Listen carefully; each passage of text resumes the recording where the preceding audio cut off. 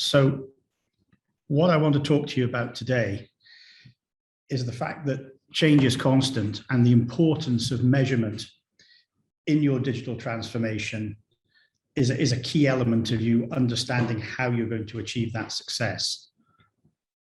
So before we hear from one of our customers about what they did, let's talk a bit about some of the elements behind the Digital Maturity Index.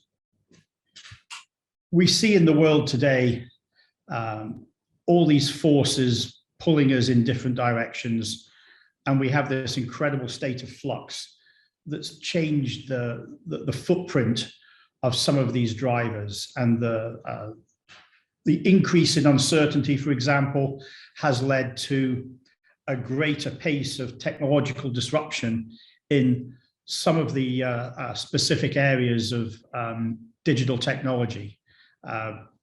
We are all now fans of Zoom, Teams, and others in perhaps a way that we weren't the other year. And businesses have responded and invested heavily in certain things just to keep the lights on. We see margins have been crushed by challenges in supply chain, as Halil spoke about, and we understand that competition has changed flavor and shape. We see businesses that had tiny margins, such as retail, have perhaps flourished, and that's been reflected in share prices and market capitalizations of these types of businesses. The customer expectations have changed. They want everything delivered everywhere now, and they expect you to have it all in stock all the time, regardless of what other challenges you've got going on in your workforce, in your country, in your supply chain. And we have this incredible pressure around our climate. The sustainability problem hasn't gone away because of COVID, and we see constantly in the news in the run-up to COP26, people are saying we need to get serious. We need to find routes to solve the problems we're in the world, and businesses are trying to figure out what does that mean, not just from financial services choosing where they invest their money, but businesses are saying, well, how does that actually affect the way we operate? How does it affect the way we deliver our products and services to our customers? And there's a clash of generations. People are demanding things differently. I know personally, my parents in their dotage, I guess, have suddenly become fans of online shopping. And they've figured out that if you subscribe to multiple ones and sit there constantly pressing refresh, perhaps you can actually get a slot to get some food delivered this week, and to save you having to go out of the house and mask up and take all the risks and challenges of fighting your way through a store. So all of this is changing, and digital is driving a lot of this change. But of course, everybody's on a journey. I know from my background in having been an enterprise IT leader early in my career, that this isn't an easy thing to do. And to do some of these things isn't actually all just about the software or the technology.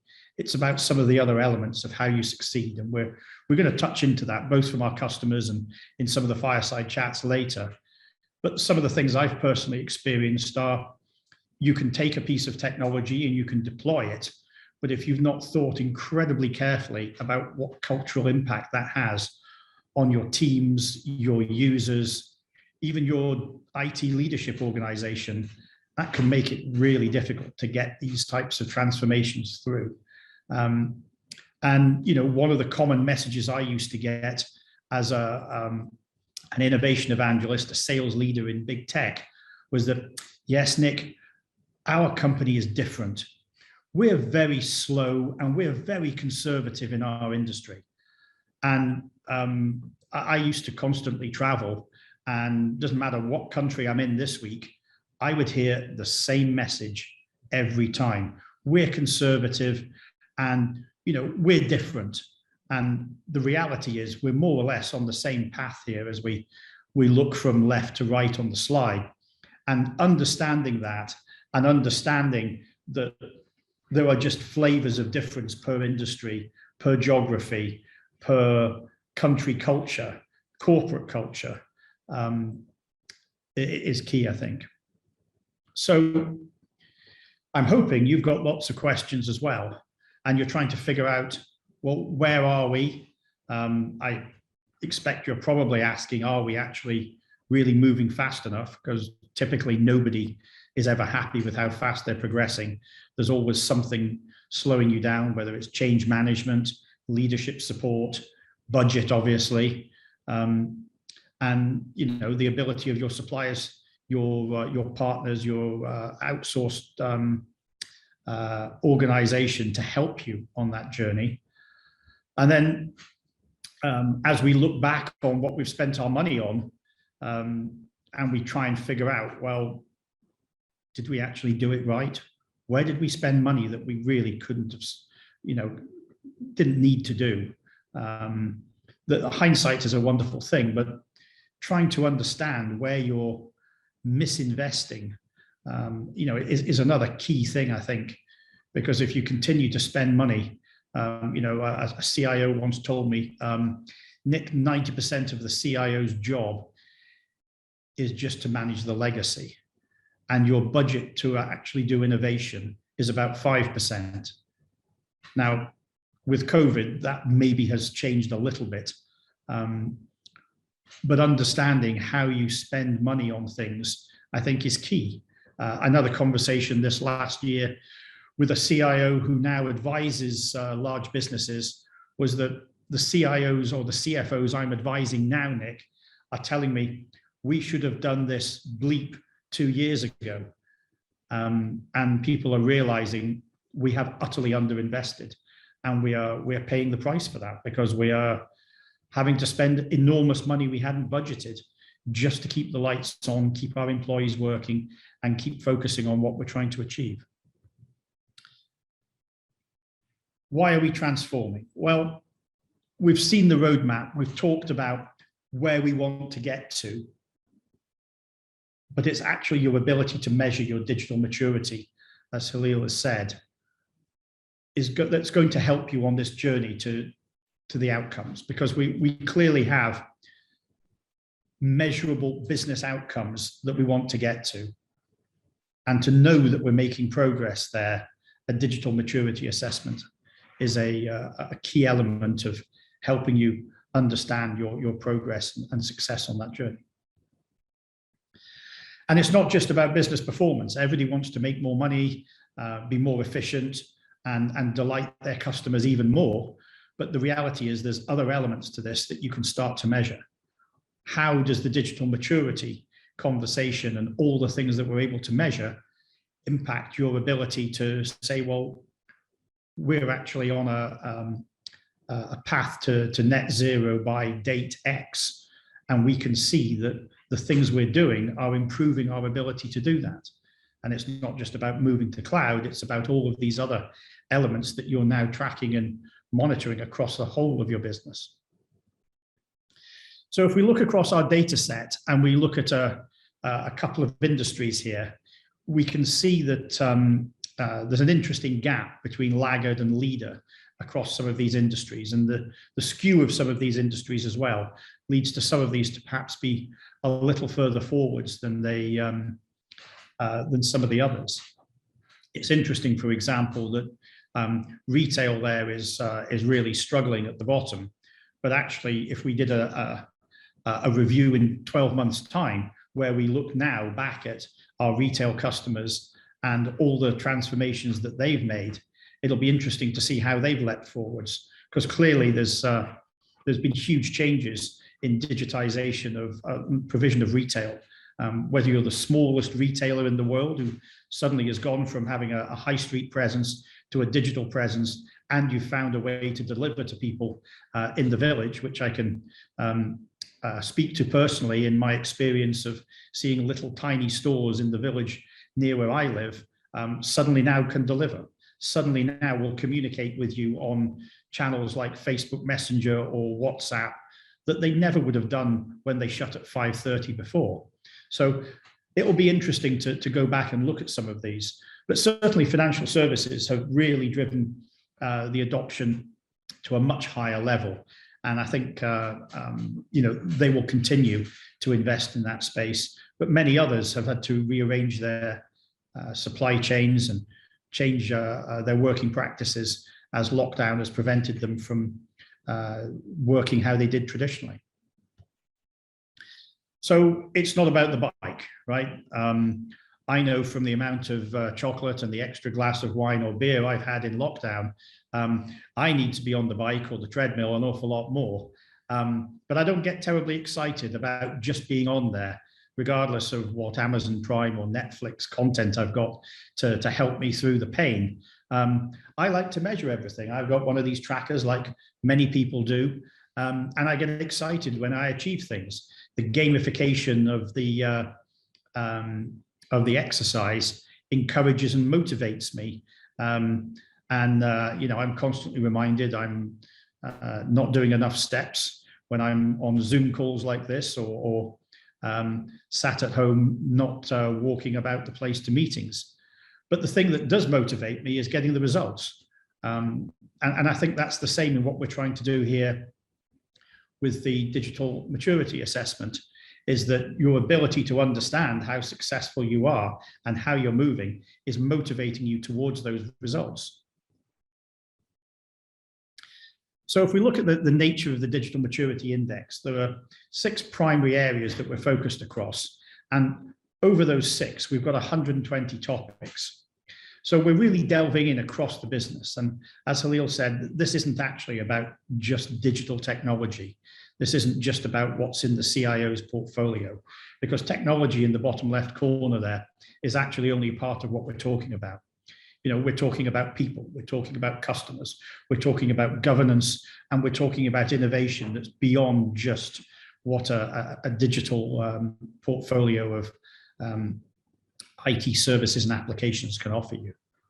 Now, we're also creating 120 different topics within these, and that's giving you this 360-degree view of how your business is performing, and giving you that detailed overview that we started to see in the demonstration earlier, and hopefully we're going to see a little more of from the next session from our customer.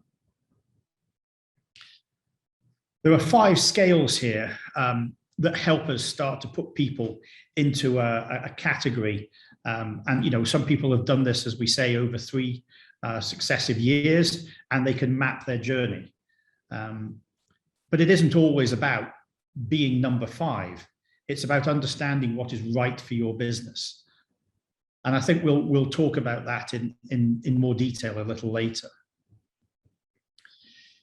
If we look across the data set we've got over those 6 main areas, you can see there's some interesting lines here between the laggard and the leader, talking across different categories. People, for example, is a much narrower band of variance, but technology is really showing a broad spectrum of businesses that clearly are, to be polite, in the dark ages, but other businesses that are absolutely on fire and have really adopted the advantages of an agility that technology is offering. And again, you can see perhaps innovation is showing a very wide range. And that's interesting, because innovation is actually about your products and services, about the way you drive the culture of your business. And I'm sure there's probably a conversation on that topic with some of Clayton Christensen's ideas and thoughts around who really is driving innovation. So we've got all these customers feeding into that database and giving you the depth of data points as you look at your organization, your business, and you try and understand where you are in your industry versus similar peers, whether you're looking at things from the perspective of a CPG, a technology company, a finance business, a healthcare organization. We've got all these data points, and this is just a few of our logos here from the many that we've worked with. But it gives you some understanding of the credibility of Digitopia and the heritage that Halil and the team have built, and the quality of data that we've got. So why is it unique? There are many methodologies, as we've heard, and as you know,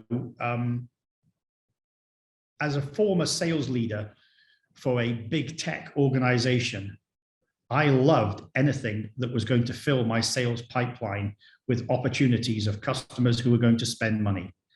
Anything the marketing people can create that is going to build demand and execution of deals is going to make me happy from the perspective of a commission-based sales leader. Digitopia are different. We're not going to come to you and say, right, this is all the stuff we're going to do, and then we're going to take that away and give it to our salespeople to come back and start selling you every single thing you've told us. We're only there to help you understand what is happening with your digital maturity right now through the Digital Maturity Index. And we moderate and we manage this. We don't just run away. There are some self-assessment tools available in the world. Do all the work and then help us figure out how to sell more to you. No, we're actually going to facilitate and hold your hand as we go through this together to make sure you have understanding and you're actually getting the right data points and the right answers in the assessment and the index. And we'll be your continuous companion. We engage with you over the year that you're undertaking your study, and we can come back and reflect and help you understand how you're progressing and how some of these different 120 topics are relating to the plans and activities you've put in place. Now, Digitopia have conducted over 100 of these digital maturity assessments. We've worked in a wide variety of countries, and we're covering a large number of industries, as you've seen, both from the logos and from our database I gave you a bit of a snapshot from before. But all of this comes together and gives us this large data maturity data points database that means we can help you manage where you are in your expectations versus your peers. We can help you understand what others are doing in your industry, in your geography, so that you can start to think about, well, actually, we should be doing more. So as I come to a close now, we've spoken for about 19, 20 minutes here. And over those 19, 20 minutes, 5,340 babies were born, 29,000 mobile connections were switched on. The world has sent 4.25 billion emails, hopefully not to my inbox. And as a planet, we've created 1.59 trillion megabytes of content just in those 20 minutes. If you're serious about those business objectives and outcomes, you need to be able to measure your success so that you've got confidence that you're improving, so that you've got confidence you're investing in the right things, and you feel that the business actually is not wasting effort and money in moving it forwards every day. So measurement is important, and a digital maturity index should be part of the toolkit that you think about as you plan what it is that you're going to deliver to your shareholders, your stakeholders in the coming 12, 24 or beyond period of time.